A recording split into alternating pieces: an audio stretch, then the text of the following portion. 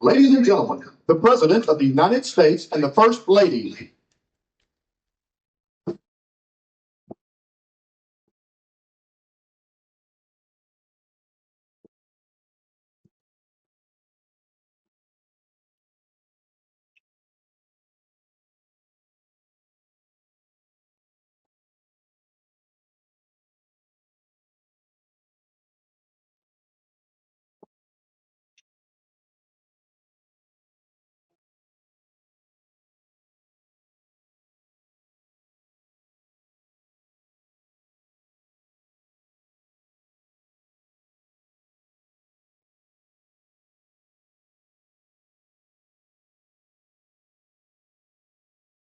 Ladies and gentlemen, please remain standing for the presentation of the colors, and remain standing for the singing of our national anthem by the Allensfield Junior High School Choir of Washington, D.C., followed by the invocation.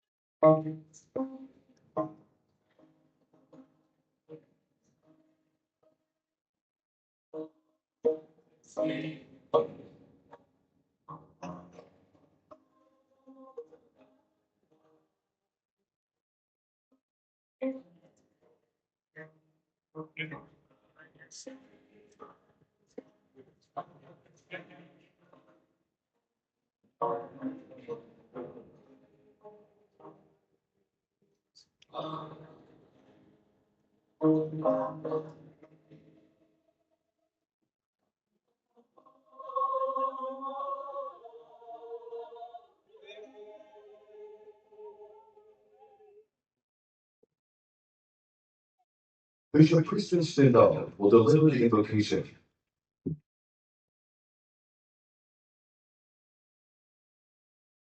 O God, both hidden and revealed, be present with thy creative power of life. Be present in this place, this memorial of the obscenest of deaths and devastation. Be present as thy spirit, thy ruach, thy driving wind, thy breath of life, hovered over the chaos and the void on the first day of the world. By thy presence may this memorial work in each of us who come here that most specific resolve for what must be his next step, her next act.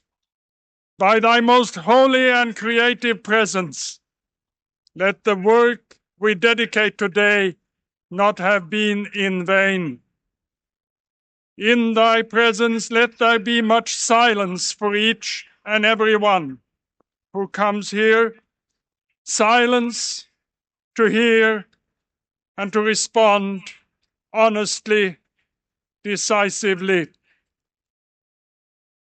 I, for one, as a Christian, pray that we in the churches be rudely and finally awakened to our age-old complicity in the ultimate crime of the Holocaust. Be present, O God, to us all, and bring us together in one resolve against all hatred. And let the words of thy prophet, his cry, his lament, be heard for generations on this mall of this nation. The words, "Is it nothing to you, all ye that pass by? Behold and see, there is a sorrow like unto mine sorrow, which is done to me." So we say, never again, ever. Leolam lo od. Amen.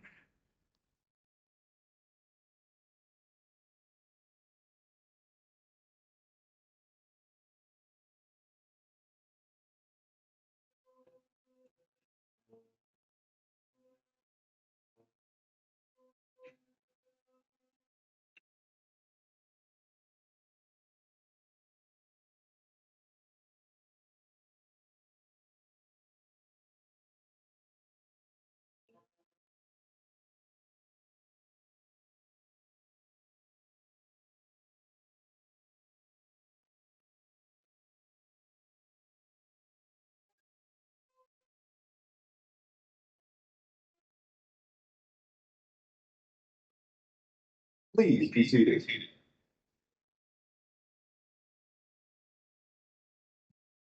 Well, ladies and gentlemen, the Master of Ceremonies, Mr. Ted Topple.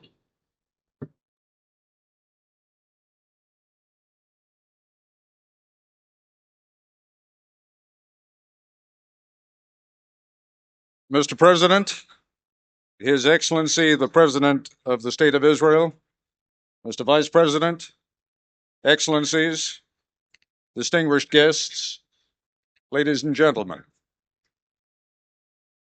I am the son of refugees from the Holocaust, but I can never know what some of you here have experienced. There is a line between us that can never be crossed. I cannot remember events I never experienced, and you who experienced them can never forget. But here at last is a place where we can meet, still separated by the line of experience, but a place where we can touch, where even the dead can reach out to the living and touch. This is a place where timeless questions are raised. Where was God, and why did he permit the innocent to be trampled? Even the prophet Daniel, celebrated as the wisest man of his time, whose confidence in the Almighty commends him throughout the ages as a paragon of faith, even Daniel could be troubled in his own time by God's failure to intervene. Where, asked Daniel, are God's mighty acts, seeing that the heathens enslave his children? Where was God? The God of infinite mercy and compassion, who was willing to spare the entire city of Sodom for the sake of even 10 virtuous men. Are we to believe that not even 10 virtuous men or women perished among the 6 million? Surely not. Then why? And again, why? Unless we are obliged finally to draw the distinction between God's capacity and God's will. And since, if we believe, we cannot question the Almighty's capacity, what can we at least begin to conclude about God's will? The message, God knows, has been conveyed to us often enough. through saintly men and women of all faiths, we must accept responsibility for one another. The line is attributed to Edmund Burke. The only thing necessary for evil to triumph is for good men to do nothing. So that when we speak the words never again, they must be more than just a defiant warning to our enemies. Those words are also a pledge to all innocent victims of hatred and racism and bigotry, Jews or Christians, Muslims or Hindu, or those without faith, be they here in Washington or in Jerusalem, in Cambodia or Bosnia. This place and what we commemorate here today demands that we pledge never to close our hearts to the oppressed. Never again. Never. Then surely God's will be done.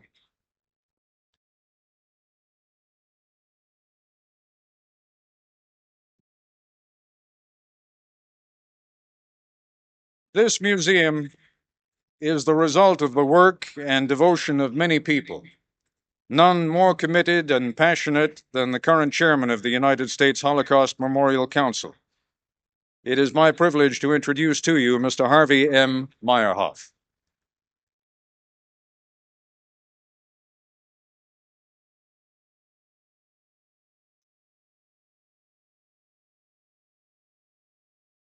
Mr. President, His Excellency, the President of the State of Israel, Mr. Vice President, Excellencies, distinguished guests, survivors, ladies and gentlemen.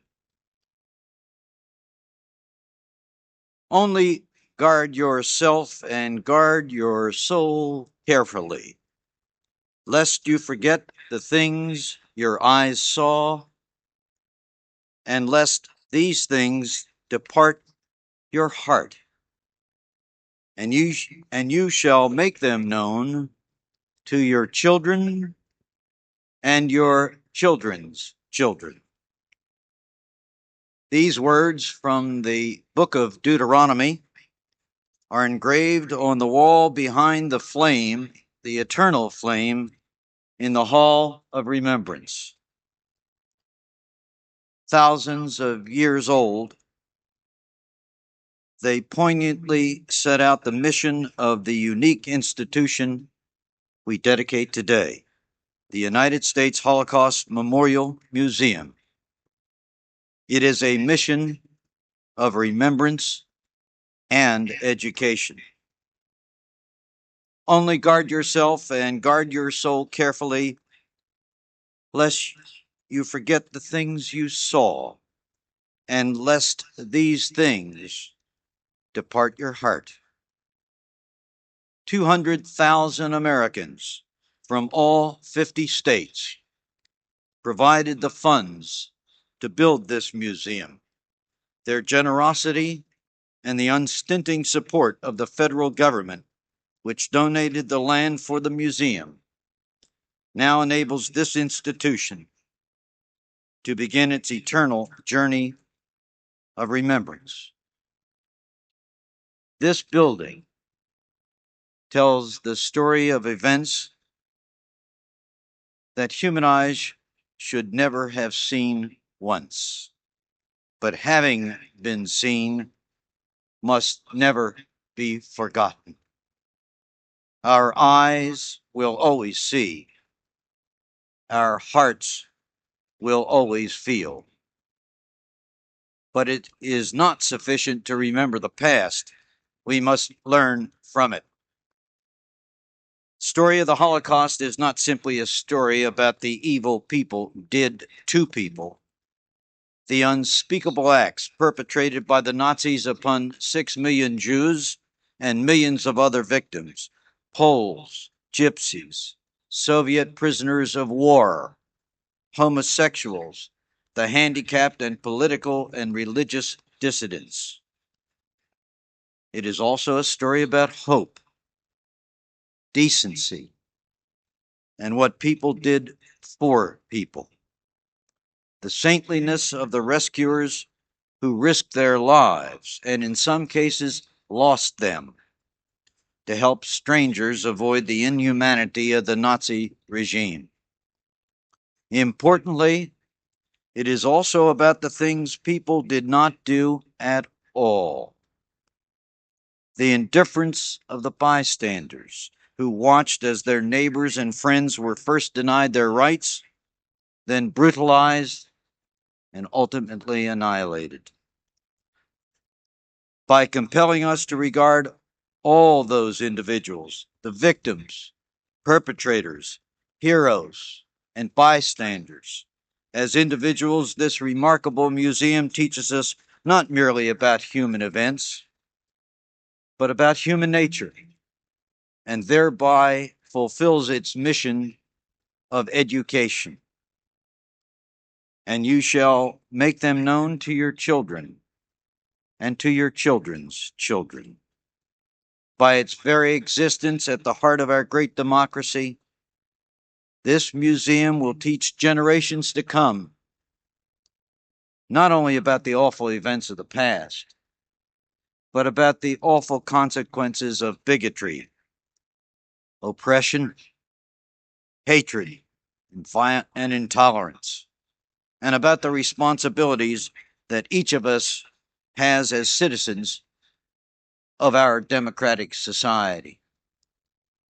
And in so doing, this museum calls forth the words from the Pledge of Allegiance to our flag and country, and summons us anew to the pursuit of liberty and justice for all.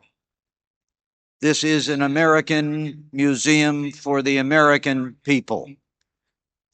It may prove to be more, but it must never be anything less.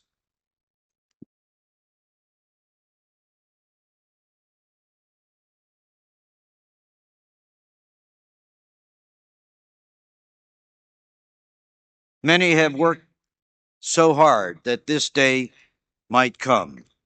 However, a handful of individuals were at the core of this effort. They share this dais today and deserve special thanks. Ben Mead, for his dedication to the soul of this museum.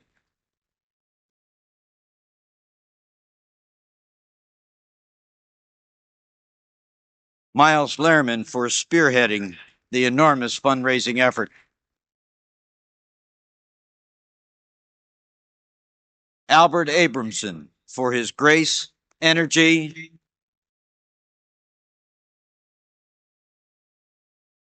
time, and skill, without which this institution could not have been built. Sandy Brock, Sandra, for our Dedication Week activities. And to Bill Lowenberg, my vice chairman, confidant and friend, I can only say that it would have been impossible to have reached this day without you. James Ingo Freed, an incredibly gifted architect.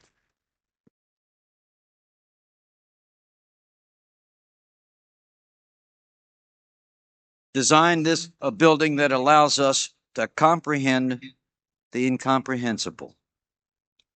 Museum director Sheike Weinberg created a museum that tells an unforgettable story unforgettably.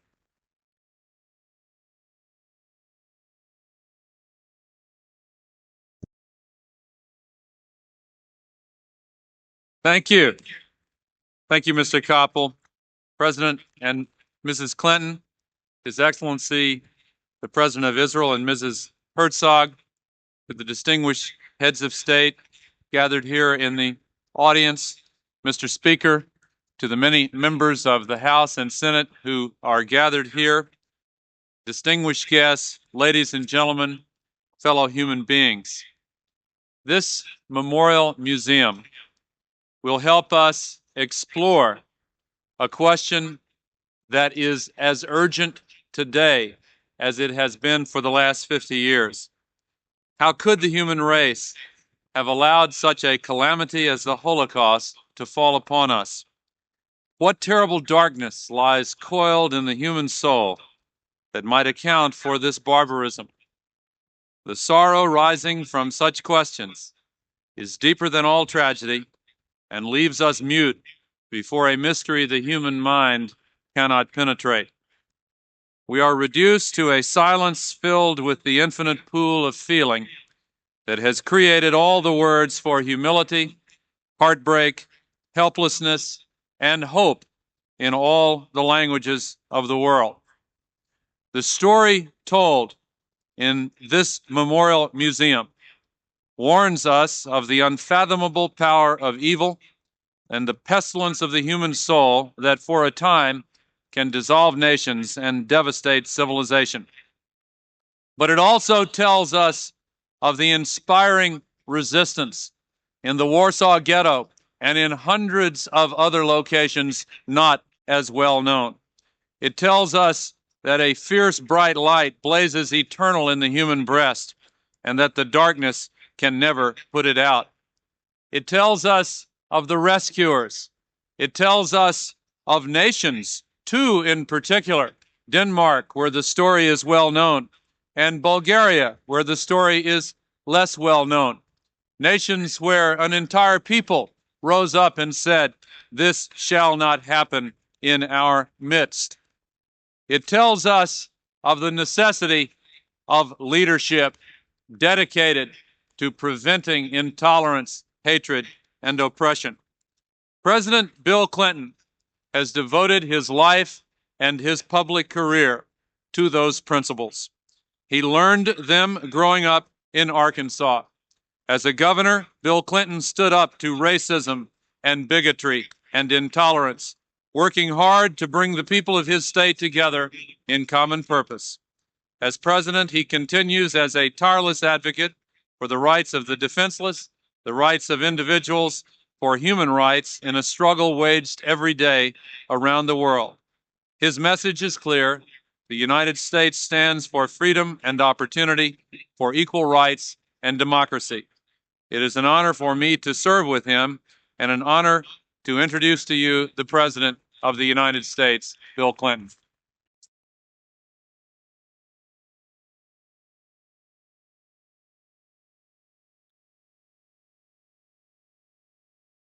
Thank you. Thank you very much.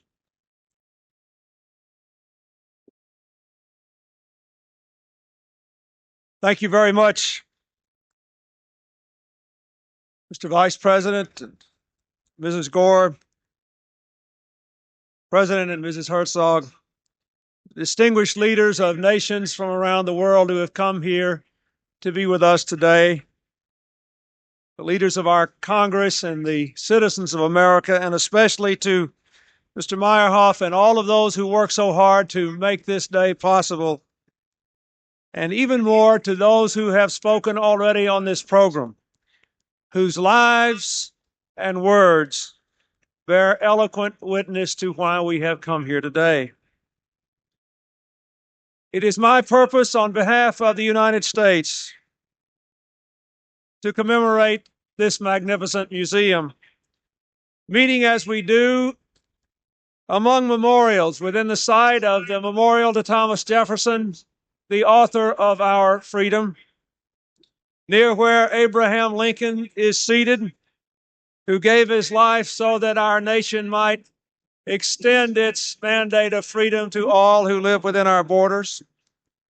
We gather near the place where the legendary and recently departed Marian Anderson sang songs of freedom, and where Martin Luther King summoned us all to dream and work together.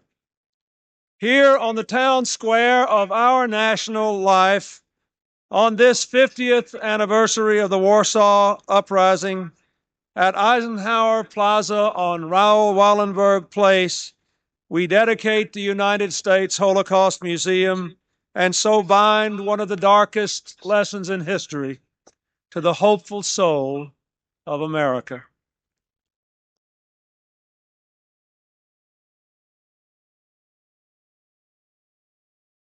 As we have seen already today, this museum is not for the dead alone, nor even for the survivors who have been so beautifully represented.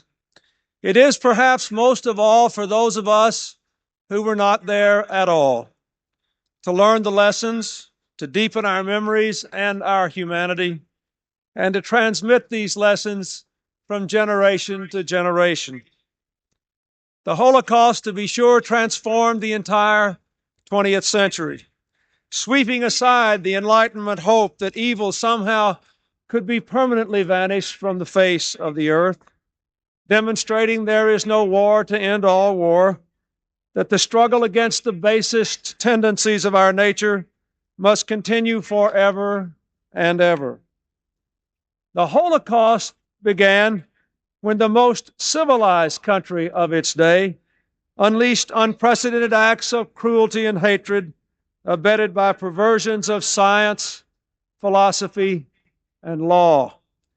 A culture which produced Goethe, Schiller, and Beethoven, then brought forth Hitler and Himmler, the merciless hordes who themselves were educated as others who were educated stood by and did nothing. Millions died for who they were, how they worshiped, what they believed, and who they loved. But one people, the Jews, were immutably marked for total destruction. They who were among their nation's most patriotic citizens, whose extinction served no military purpose nor offered any political gain, they who threatened no one, were slaughtered by an efficient, unrelenting bureaucracy, dedicated solely to a radical evil with a curiously antiseptic title, The Final Solution. The Holocaust reminds us forever that knowledge divorced from values can only serve to deepen the human nightmare, that a head without a heart is not humanity.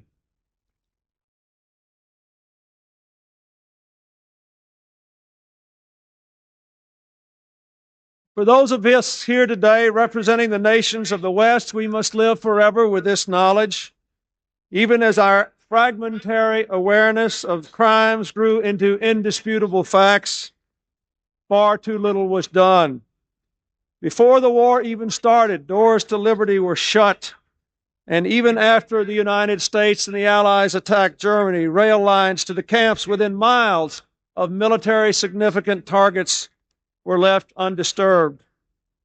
Still, there were, as has been noted, many deeds of singular courage and resistance. The Danes and the Bulgarians, men like Emanuel Ringelblum, who died after preserving in metal milk cans the history of the Warsaw Ghetto. Janusz Korczak, who stayed with children until their last breaths at Treblinka. And Raoul Wallenberg, who perhaps rescued as many as 100,000 Hungarian Jews. And those known and those never to be known, who manned the thin line of righteousness, who risked and lost their lives to save others, accruing no advantage to themselves, but nobly serving the larger cause of humanity. As the war ended, these rescuers were joined by our military forces, who alongside the Allied armies played the decisive role in bringing the Holocaust to an end. Overcoming the shock of discovery, they walked survivors from those dark, dark places into the sweet sunlight of redemption. Soldiers and survivors being forever joined in history and humanity. This place is their place too. For them as for us, to memorialize the past and steel ourselves for the challenges of tomorrow. We must all now frankly admit that there will come a time in the not too distant future when the Holocaust will pass from living reality and shared experience to memory and to history. To preserve this shared history of anguish, to keep it vivid and real, so that evil can be combated and contained, we are here to consecrate this memorial and contemplate its meaning for us. For more than any other event, the Holocaust gave rise to the Universal Declaration of Human Rights, the charter of our common humanity. And it contributed, indeed made certain, the long overdue creation of the nation of Israel.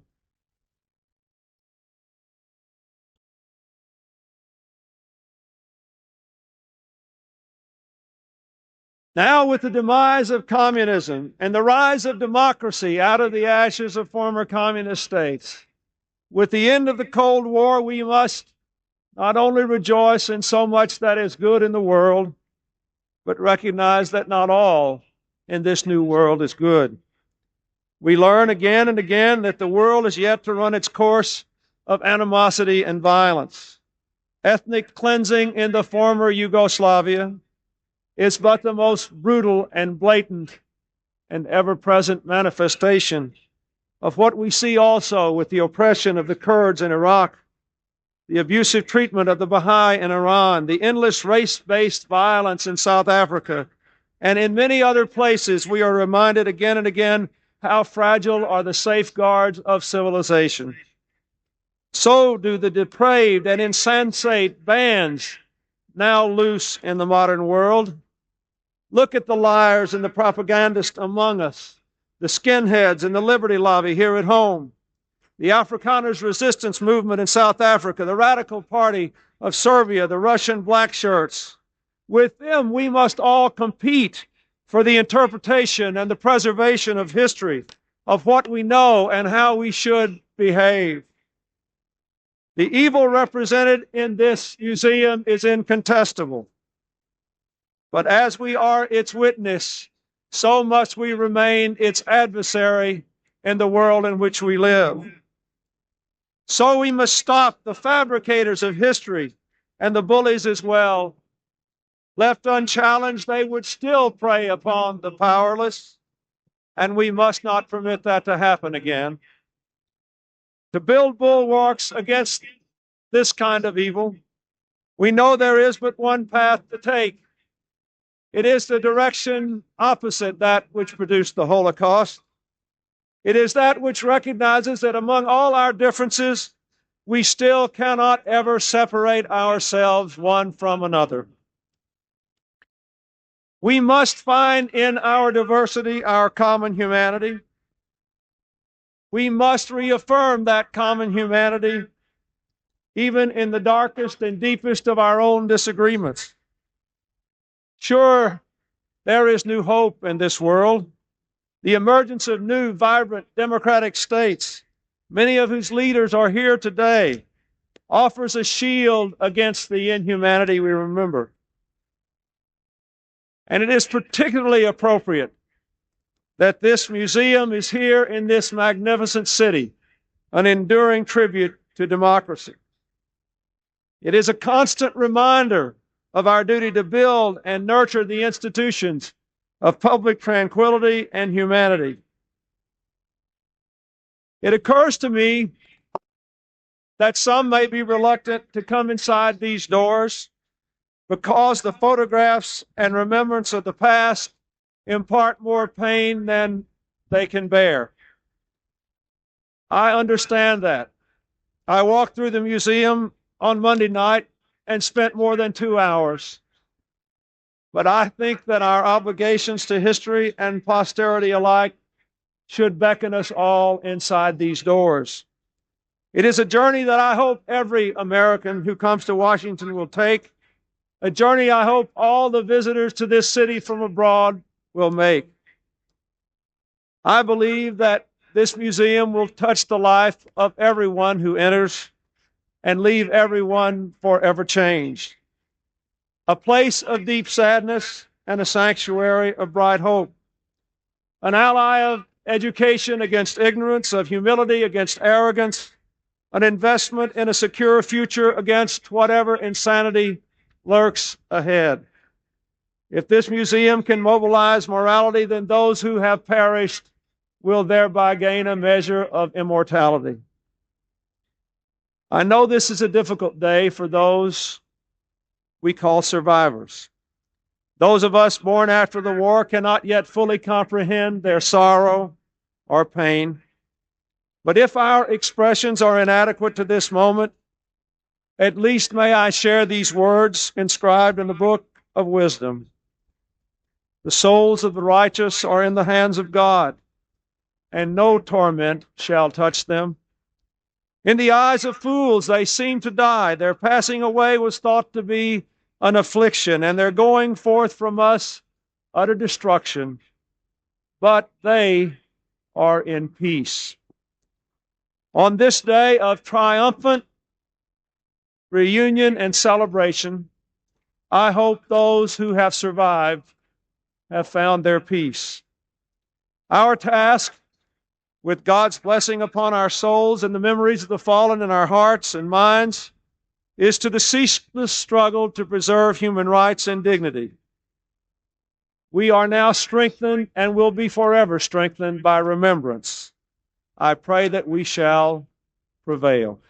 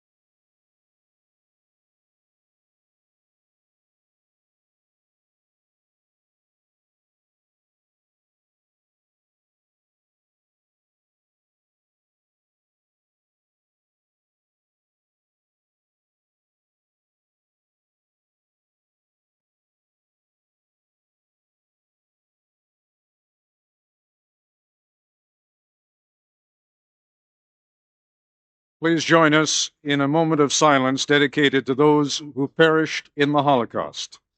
This eternal flame will burn forever in memory of the past and with hope for the future.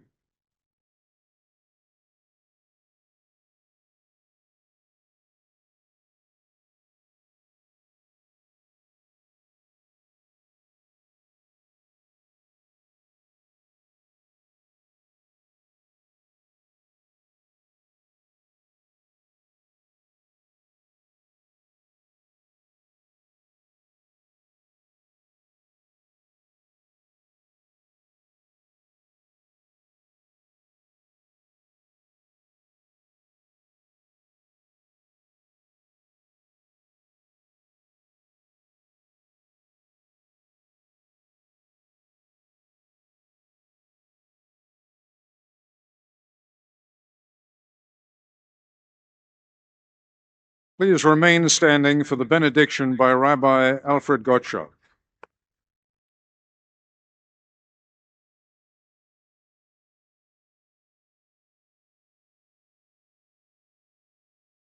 God of all peoples, Tzur Yisrael v'Goalo, Rock of Israel and its Redeemer, we stand before you as Moses did before the burning bush. You called him, and he answered, Hineni, here I am. God said to him, Shal na'alecha me'al raglecha. Moses, take off your shoes, for you are standing on holy ground. It is with this sense of the sacred that we stand before you. Our hearts are filled with awe, laden with pain, and also with gratitude. Our pain consumes our very being, for we remember our fathers and our mothers, our sisters and our brothers, our families and our friends, whose memory is sacred to us, cruelly torn from our bosoms in days and nights of starkest terror. Our gratitude flows from the knowledge that we and our children gathered here today are brands plucked from the burning, survivors of the Shoah, who are commanded to speak the unspeakable. This place sacred to memory, this museum in America stands as an eternal witness to the Holocaust. It also stands for resistance to evil and the enshrinement of that which is good in the human spirit. We thank God this day for those noble and courageous spirits who dared to remember and who banded together to build this museum.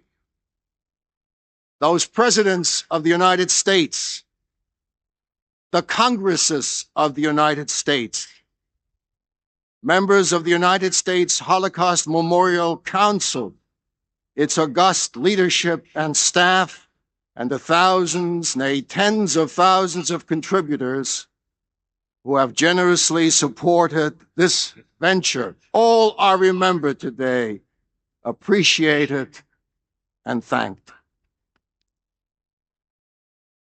This museum must become a living memorial to the victims of the Holocaust so that all might come to learn its message and future generations be spared new grief and new pain.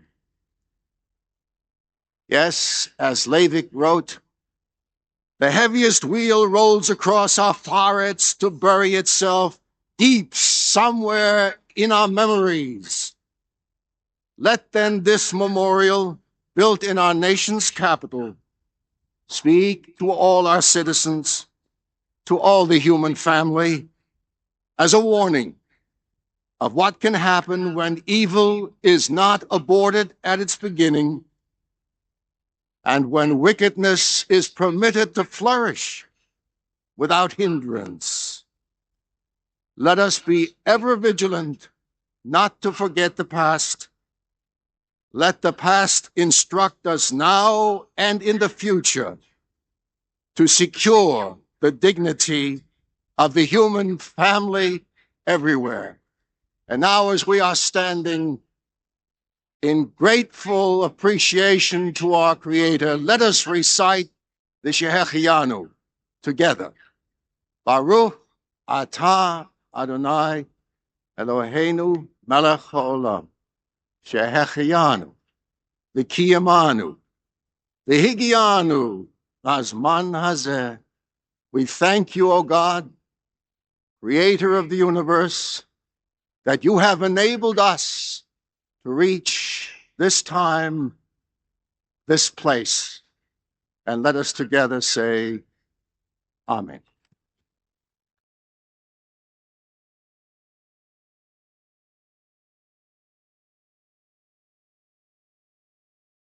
Ladies and gentlemen, the renowned American soprano, Jessie Norman, will now sing America the Beautiful.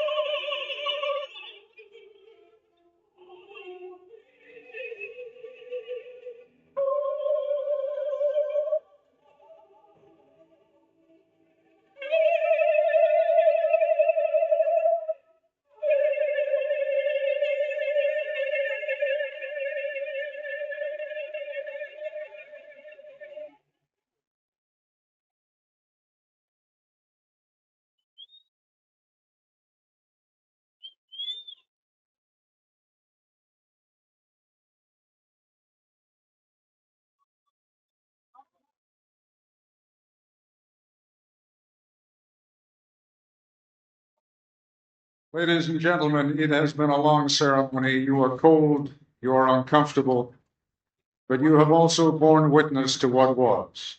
Let us now join hands and bear witness to what is. Thank you.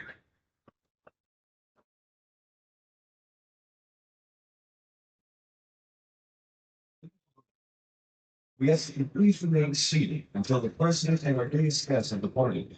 Please remain seated until the President and our day's guests have departed. Thank you.